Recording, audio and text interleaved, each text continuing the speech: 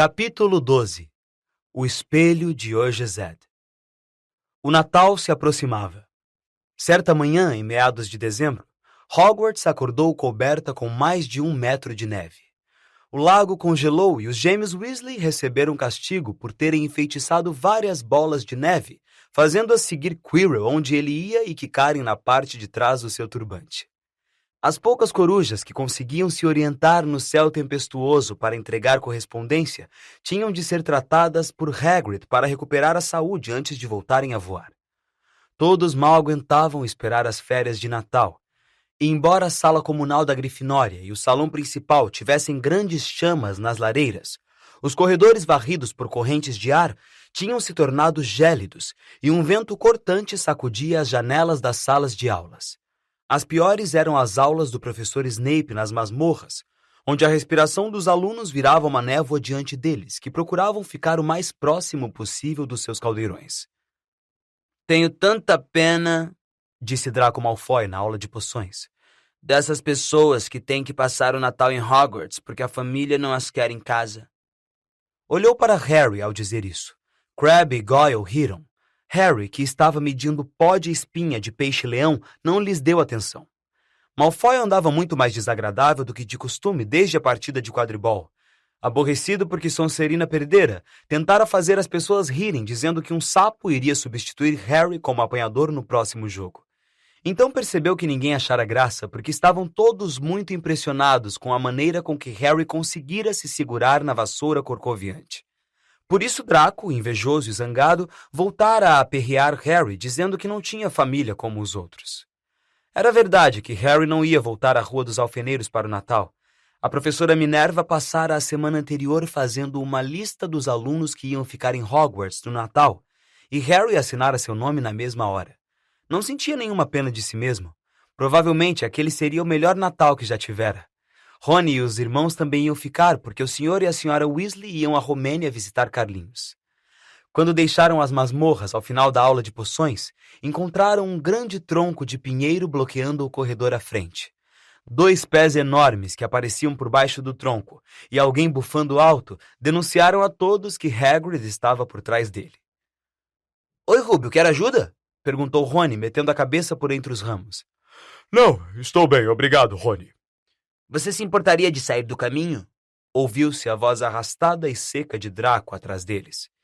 "Está tentando ganhar uns trocadinhos, Weasley? Vai ver que é virar guarda-caça quando terminar Hogwarts. A cabana de Rubio deve parecer um palácio comparado ao que sua família está acostumada." Rony avançou para Draco justamente na hora em que Snape subia as escadas. "Weasley!" Rony largou a frente das vestes de Draco. "Ele foi provocado, professor Snape", explicou Hagrid, deixando aparecer por trás da árvore a cara peluda. "Draco ofendeu a família dele." "Seja por que for, brigar é contra o regulamento de Hogwarts, Hagrid", disse Snape insinuante. 5 pontos a menos para a Grifinória, Weasley, e dê graças a Deus por não ser mais. Agora vamos andando, todos vocês." Draco, Crabbe e Goyle passaram pela árvore com brutalidade, espalhando folhas para todo lado com sorrisos nos rostos. "Eu pego ele", prometeu Rony, rilhando os dentes às costas de Draco. "Um dia desses, eu pego ele." "Odeio os dois", disse Harry.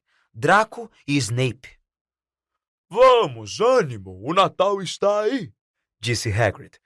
"Vou lhes dizer o que vamos fazer. Venham comigo ver o salão principal, está lindo." Então, os 3 acompanharam Hagrid e sua árvore até o salão principal, onde a professora Minerva e o professor Flitwick estavam trabalhando na decoração para o Natal. "Ah, Hagrid, a última árvore! Ponha naquele canto ali, por favor." O salão estava espetacular.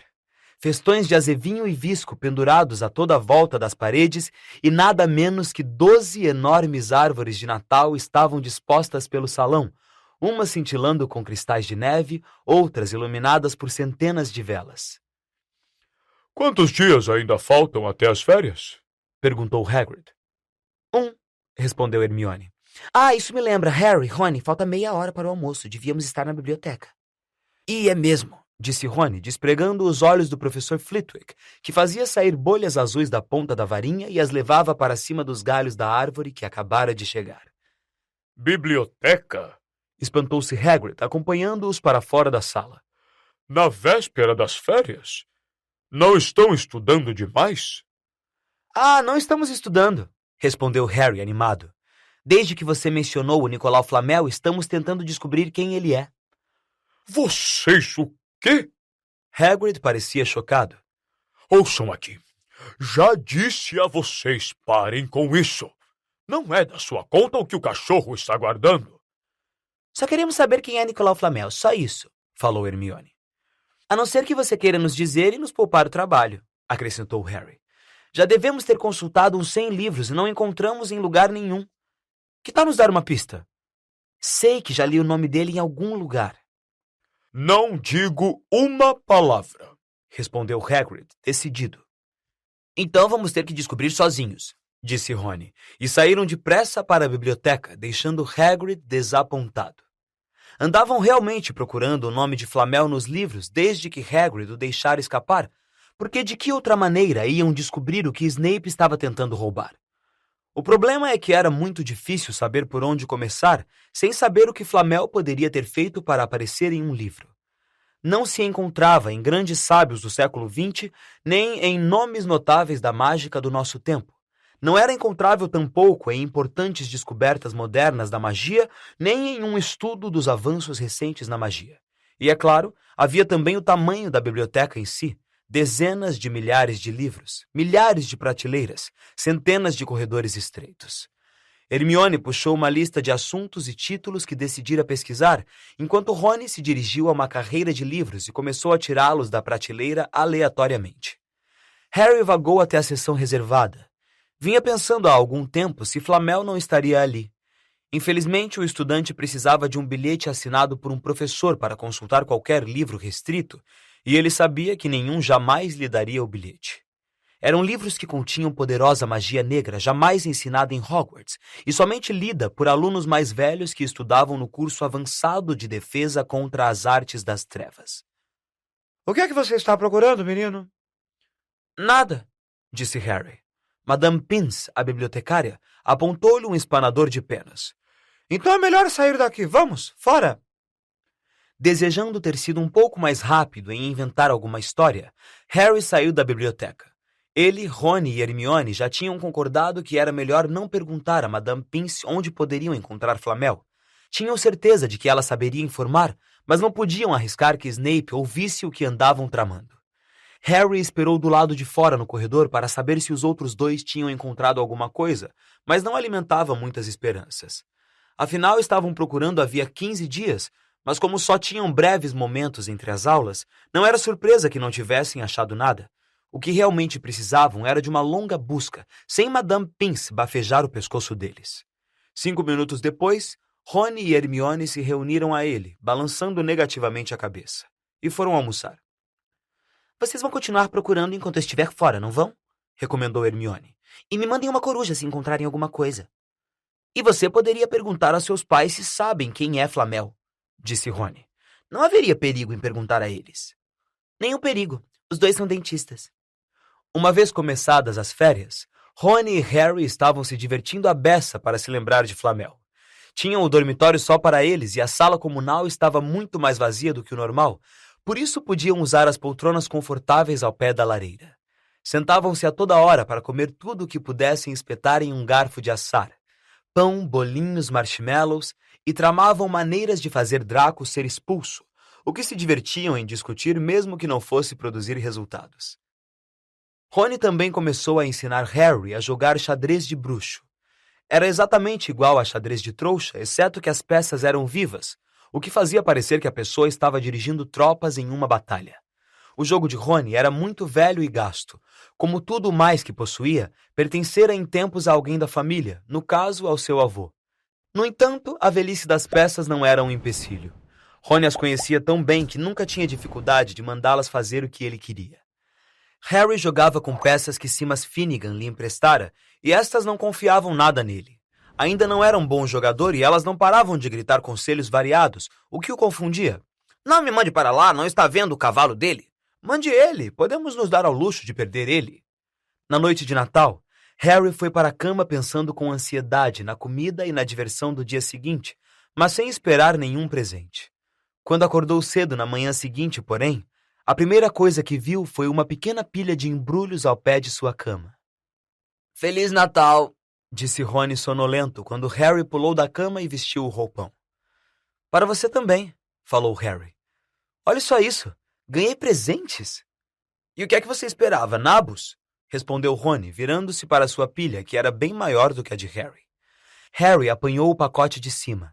Estava embrulhado em papel pardo grosso e trazia escrito em garranchos: para o Harry, de Hagrid. Dentro havia uma flauta tosca de madeira.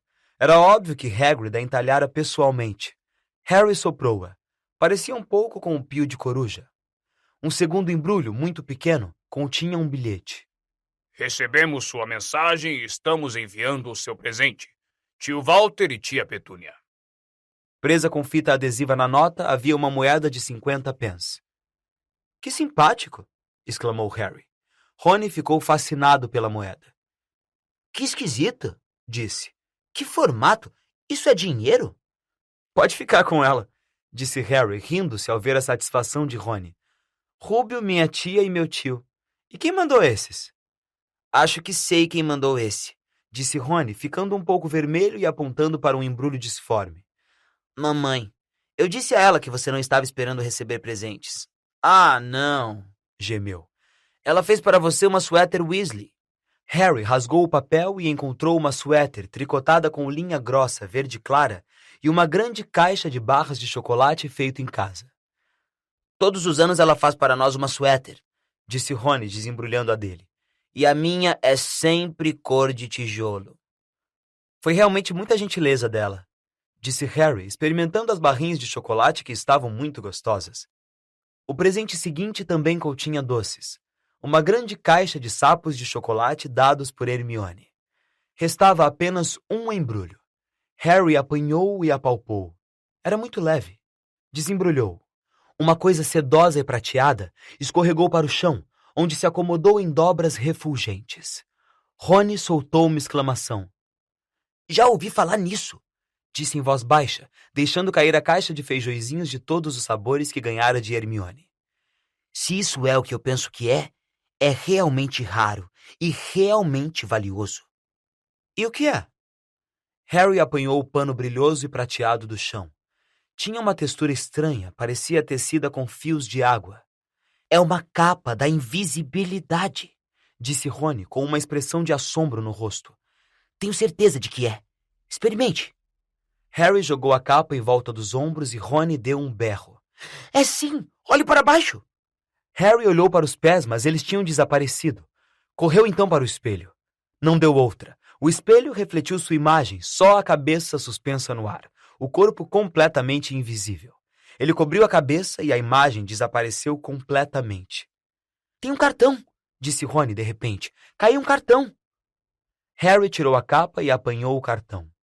Escritas numa caligrafia fina e rebuscada que ele nunca vira antes, estavam as seguintes palavras. Seu pai deixou isto comigo antes de morrer. Está na hora de devolvê-la a você. Use-a bem. Um Natal muito feliz para você. Não havia assinatura. Harry ficou olhando o cartão. Rony admirava a capa. Eu daria qualquer coisa para ter uma dessas. Qualquer coisa. Que foi? Nada. Harry estava se sentindo muito estranho. Quem mandara a capa? Será que pertencera mesmo ao seu pai? Antes que pudesse dizer ou pensar qualquer outra coisa, a porta do dormitório se escancarou e Fred e George Weasley entraram aos pulos. Harry rapidamente deu um sumiço na capa. Por ora não tinha vontade de compartilhá-la com mais ninguém. Feliz Natal! Ei, olha só! O Harry ganhou uma suéter Weasley também. Fred e George estavam usando suéteres azuis. Uma com um grande F, a outra com um J. Mas a do Harry é melhor do que a nossa, comentou Fred, erguendo a suéter de Harry. Ela com certeza capricha mais se a pessoa não é da família. Por que é que você não está usando a sua? Perguntou George. Vamos, vista logo, elas são ótimas e quentes. Detesto cor de tijolo.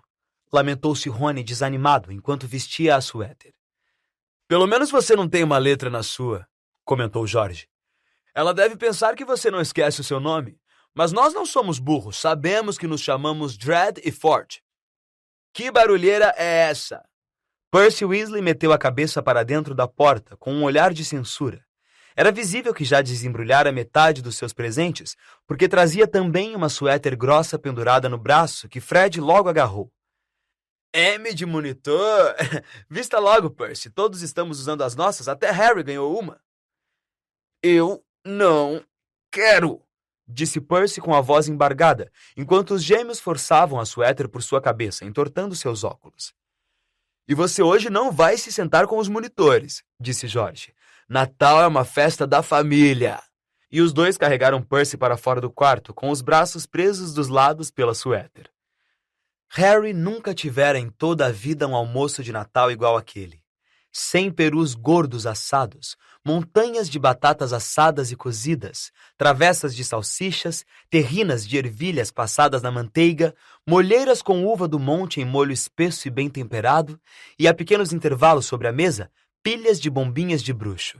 Essas bombinhas fantásticas não se pareciam nada com as bombinhas fracas dos trouxas que os Dursley em geral compravam, cheias de brinquedinhos de plástico e chapéus de papel fino.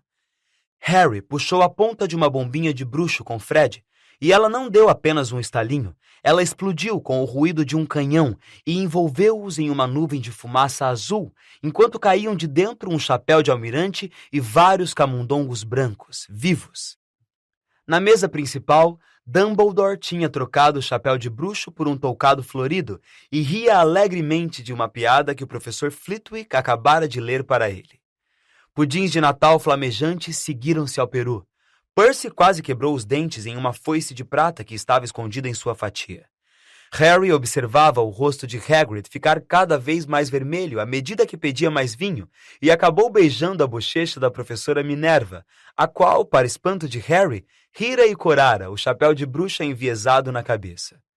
Quando Harry finalmente saiu da mesa, estava levando uma montanha de brinquedos das bombinhas, inclusive uma embalagem de balões luminosos e não explosivos, um kit para cultivar capixingui, a planta símbolo de Hogwarts, e um jogo de xadrez de bruxo. Os camundongos brancos tinham desaparecido e Harry teve a desagradável sensação de que eles iam acabar virando jantar de Natal para Madame Norra. Harry e os Weasley passaram uma tarde muito alegre, ocupados em uma furiosa guerra de bolas de neve. Depois, frios, molhados e ofegantes, voltaram para junto da lareira na sala comunal da Grifinória, onde Harry estreou seu novo jogo de xadrez, perdendo espetacularmente para Rony. Suspeitou que não teria levado uma surra tão grande se Percy não tivesse tentado ajudá-lo tanto. Depois de lancharem sanduíches de peru, bolinhos, gelatina e bolo de frutas, todos se sentiram demasiado fartos e sonolentos para fazer outra coisa, senão sentar e assistir a Percy correr atrás de Fred e George por toda a torre da Grifinória, porque eles tinham furtado seu crachá de monitor. Fora o melhor Natal da vida de Harry. No entanto, no fundinho da cabeça alguma coisa o incomodara o dia inteiro. Somente quando finalmente se deitou é que teve tempo para pensar nela, a capa da invisibilidade e a pessoa que a mandara.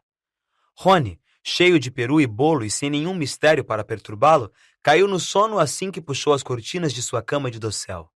Harry debruçou-se pela borda da cama e puxou a capa que escondera ali. Do seu pai. Aquilo fora do seu pai. Ele deixou o tecido escorregar pelas mãos, mais macio do que seda, leve como ar. Use-a bem, dissera o cartão. Tinha de experimentá-la agora. E saiu da cama e se enrolou na capa. Olhando para as pernas, viu apenas o luar e as sombras. Era uma sensação muito engraçada. Use-a bem. De repente, Harry se sentiu completamente acordado. Toda Hogwarts se abria para ele com esta capa.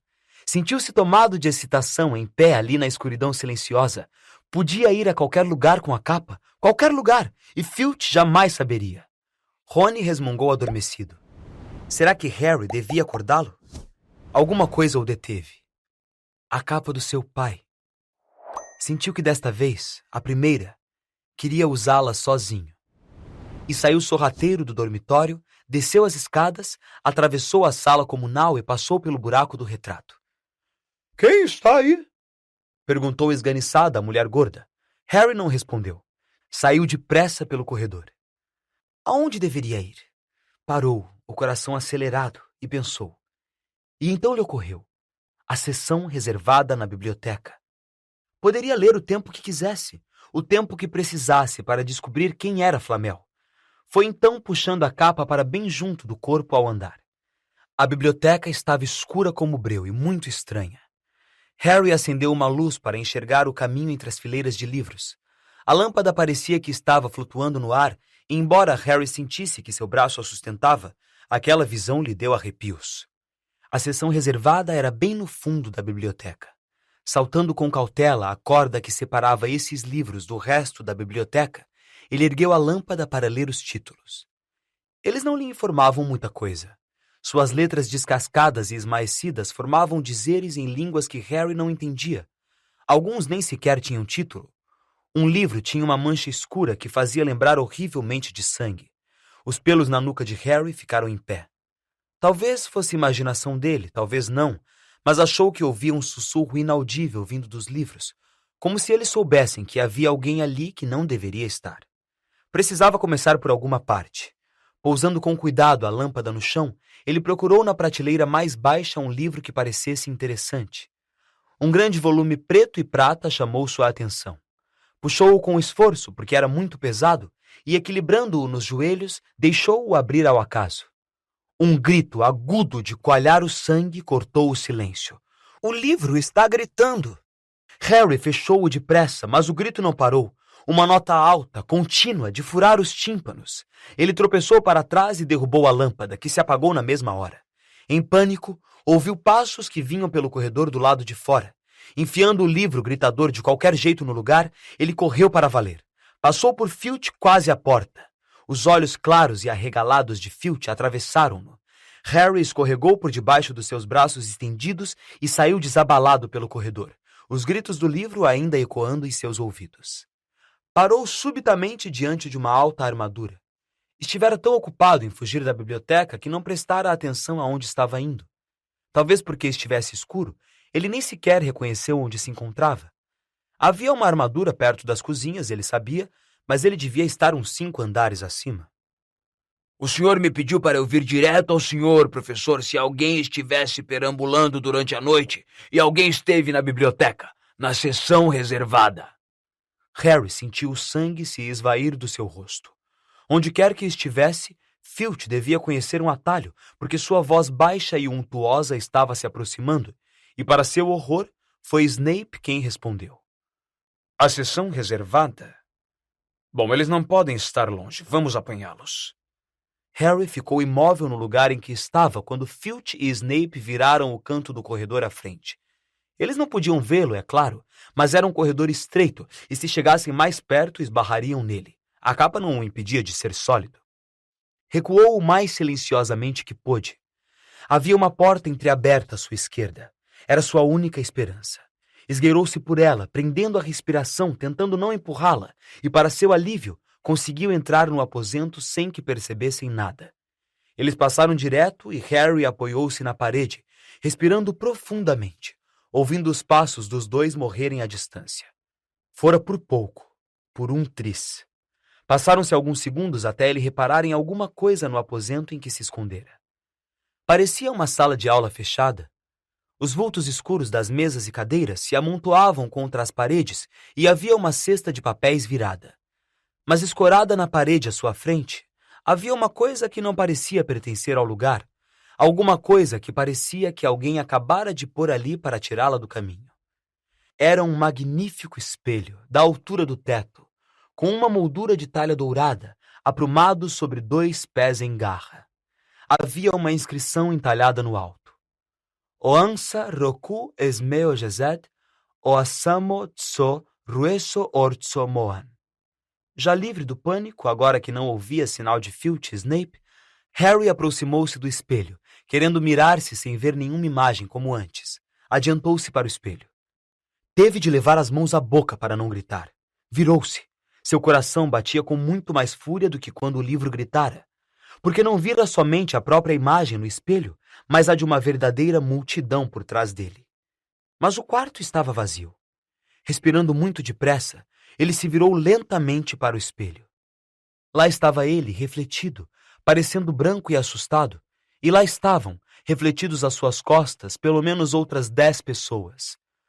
Harry espiou por cima do ombro, mas continuava a não haver ninguém mais.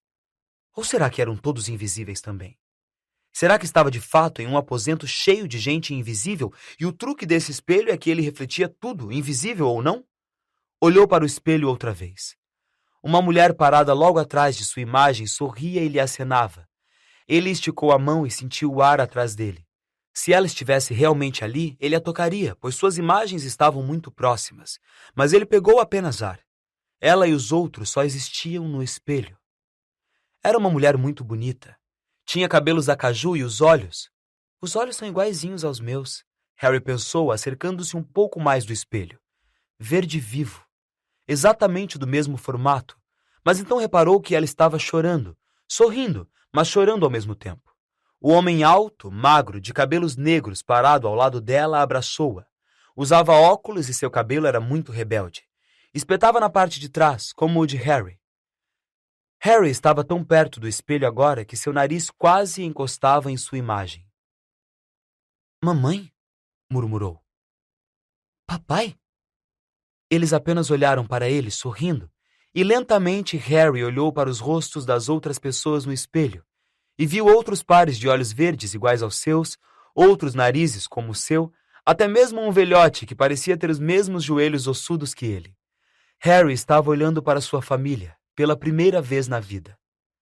Os Potter sorriram e acenaram para Harry, e ele retribuiu o olhar, carente, as mãos comprimindo o espelho como se esperasse entrar por dentro dele e alcançá-los. Sentiu uma dor muito forte no peito, em que se misturavam a alegria e uma terrível tristeza. Quanto tempo esteve parado ali, ele não sabia. As imagens não esmaeceram e ele continuou mirando-as, até que um ruído distante o trouxe de volta ao presente. Não podia ficar ali. Tinha de encontrar o caminho de volta para a cama. Com esforço, desviou os olhos do rosto de sua mãe, sussurrando: "Eu volto", e saiu depressa do aposento. "Você podia ter me acordado", falou Rony, aborrecido. "Você pode vir hoje à noite. Vou voltar, quero lhe mostrar o espelho." "Eu gostaria de ver sua mãe e seu pai", disse Rony animado. "E eu quero ver toda a sua família, todos os Weasley. Você vai poder me mostrar os seus outros irmãos e todo mundo. Você pode vê-los a qualquer hora. É só vir à minha casa neste verão. Em todo caso, talvez o espelho só mostre gente morta. Mas é uma pena você não ter achado o Flamel. Coma um pouco de bacon ou outra coisa qualquer, por que é que você não está comendo nada?" Harry não conseguia comer. Vira os pais e iria vê-los de novo à noite. Quase se esquecera de Flamel. Já não lhe parecia tão importante. Quem ligava para o que o cachorro de 3 cabeças estava guardando? Quem ligava realmente que Snape fosse roubar a coisa? "Você está bem?" perguntou Rony. "Está com uma cara tão estranha." O que Harry mais temia era não conseguir encontrar o aposento do espelho outra vez. Com Rony coberto pela capa também, eles tiveram de andar muito mais devagar na noite seguinte. Tentaram refazer o caminho de Harry ao sair da biblioteca, andando a esmo pelos corredores escuros durante quase 1 hora. "Estou falando", disse Rony. "Vamos esquecer tudo e voltar?" "Não", sibilou Harry. "Sei que é em algum lugar por aqui." Passaram pelo fantasma de uma bruxa alta que deslizava na direção oposta, mas não viram mais ninguém. Na hora em que Rony começou a reclamar que seus pés estavam dormentes de frio, Harry identificou a armadura. "É aqui, logo aqui, é." Eles empurraram a porta. Harry deixou cair a capa dos ombros e correu para o espelho. Lá estavam eles. Sua mãe e seu pai sorriram ao vê-lo. "Está vendo?" Harry cochichou. "Não consigo ver nada." Olhe eles todos, ali, montes deles. Só consigo ver você." "Olhe direito, vamos, fique aqui onde eu estou." Harry deu um passo para o lado, mas com Rony diante do espelho, não conseguiu mais ver sua família, apenas Rony com seu pijama de lã escocesa. Rony, porém, estava mirando a própria imagem, petrificado. "Olhe só para mim!" exclamou. "Você está vendo toda a sua família à sua volta?" "Não, estou sozinho. Mas estou diferente, pareço mais velho e sou chefe dos monitores." "O quê?" Estou usando um crachá igual ao do Gui. E estou segurando a taça das casas e a taça de quadribol. Sou capitão do time de quadribol também. Rony despregou os olhos dessa visão magnífica para olhar excitado para Harry. Você acha que esse espelho mostra o futuro? Como pode mostrar? A minha família está toda morta. Me deixe dar outra espiada. Você teve o espelho só para você a noite passada. Me deixe olhar mais um pouco. Você só está segurando a taça de quadribol. Que interesse tem isso? Eu quero ver os meus pais. Não me empurre. Um ruído repentino do lado de fora no corredor pôs fim à discussão dos dois. Não tinham se dado conta de como estavam falando alto. Depressa! Rony atirou a capa de volta para cobri-los na hora em que os olhos luminosos de Madame Norah apareceram à porta. Rony e Harry ficaram imóveis, ambos pensando a mesma coisa. Será que a capa fazia efeito para os gatos? Passado um tempo que pareceu uma eternidade, ela se virou e foi embora. Isto é perigoso. Ela pode ter ido buscar o Filch. Aposto que nos ouviu. Vamos! E Rony puxou Harry para fora do quarto. A neve ainda não derretera na manhã seguinte. Quer jogar xadrez, Harry? Convidou Rony. Não. Por que não descemos para visitar Rubio? Não, vai você. Sei o que é que você está pensando, Harry, naquele espelho. Não volte lá hoje à noite. Por que não? Não sei, estou com uma intuição ruim. E de qualquer forma, você já escapou por um triz muitas vezes, demais. Filch, Snape e Madame Norah estão andando por lá. E daí se eles não conseguem ver você? E se esbarrarem em você? E se você derrubar alguma coisa? Você está falando igual a Hermione. Estou falando sério, Harry, não vai não. Mas Harry só tinha um pensamento na cabeça: voltar para a frente do espelho. E Rony não ia detê-lo. Naquela terceira noite, ele encontrou o caminho ainda mais rapidamente do que nas anteriores. Andava tão depressa que sabia que estava fazendo mais barulho do que seria sensato, mas não encontrou ninguém. E lá estavam sua mãe e seu pai sorrindo de novo para ele, e um dos seus avós acenava feliz com a cabeça. Harry se abaixou para sentar no chão diante do espelho. Não havia nada que pudesse impedi-lo de ficar ali a noite inteira com a família. Nada. A não ser... Então, outra vez aqui, Harry? Harry sentiu como se suas tripas tivessem congelado. Olhou para trás. Sentado em uma das mesas junto à parede estava ninguém menos que Alvo Dumbledore. Harry devia ter passado direto por ele. Tão desesperado estava para chegar ao espelho que nem reparara. Eu não vi o senhor. É estranho como você pode ficar míope quando está invisível, disse Dumbledore, e Harry sentiu alívio ao ver que ele sorria. Então, continuou Dumbledore, escorregando da cadeira até o chão para se sentar ao lado de Harry. Você, como centenas antes de você, descobriu os prazeres do espelho de Ojezed. Eu não sabia que se chamava assim, professor. Mas espero que a essa altura você já tenha percebido o que ele faz. Bom, me mostra a minha família. E mostrou o seu amigo Rony como chefe dos monitores. Como é que o senhor soube? Eu não preciso de uma capa para me tornar invisível, disse Dumbledore com brandura. Agora, você é capaz de concluir o que é que o espelho de Ojezed mostra a nós todos? Harry sacudiu negativamente a cabeça. Deixe-me explicar. O homem mais feliz do mundo poderia usar o espelho de Ojezed como um espelho normal, ou seja, ele olharia e se veria exatamente como é. Isso o ajuda a pensar? Harry pensou. Então respondeu lentamente. Ele nos mostra o que desejamos, seja o que for que desejemos. Sim e não, disse Dumbledore. Mostra-nos nada mais nem menos do que o desejo mais íntimo, mais desesperado de nossos corações.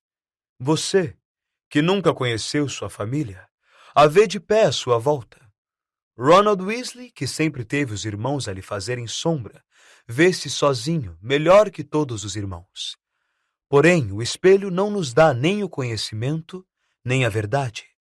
Já houve homens que definharam diante dele, fascinados pelo que viram, ou enlouqueceram sem saber se o que o espelho mostrava era real ou sequer possível. O espelho vai ser levado para uma nova casa amanhã, Harry, e peço que você não volte a procurá-lo. Se algum dia o encontrar, estará preparado. Não faz bem viver sonhando e se esquecer de viver, lembre-se. E agora, por que você não põe essa capa admirável outra vez e vai dormir? Harry se levantou. Senhor Professor Dumbledore, posso lhe perguntar uma coisa? Obviamente você acabou de me perguntar, sorriu Dumbledore. Mas pode me perguntar mais uma coisa. O que é que o senhor vê quando se olha no espelho? Eu me vejo segurando um par de grossas meias de lã. Harry arregalou os olhos. As meias nunca são suficientes. Mais um Natal chegou e passou e não ganhei nenhum par. As pessoas insistem em me dar livros. Foi somente quando estava de volta à cama que ocorreu a Harry que talvez Dumbledore não tivesse dito a verdade. Mas, pensou enquanto empurrava perebas para longe do seu travesseiro, fizeram uma pergunta muito pessoal.